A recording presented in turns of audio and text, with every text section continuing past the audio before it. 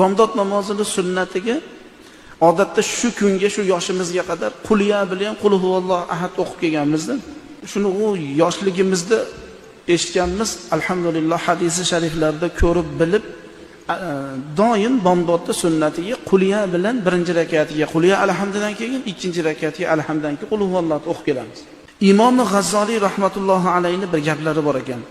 Bomdod namozining sunnatiga birinchi rakatiga alam nashroh laka sadrak surasini o'qishlik, ikkinchi rakatiga alam taro kayfa fa'ala robbuka bi ashabil filni o'qishlikni u kishi tavsiya qildilar. Aytdilarki, qasurat anhu yadu kulli zolimin va aduvin debdilar. Zolim ham, dushmanni har bir dushman va zolimni qo'li bu insonga yetmaydi debdilar.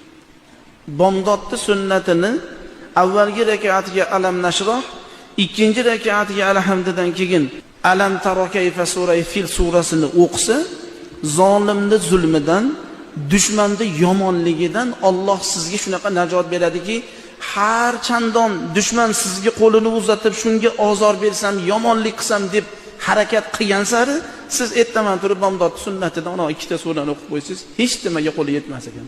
Mazaligini qarang. Namoz olamida hamma yo'g'i Allohning himoyasida bo'ladi-da.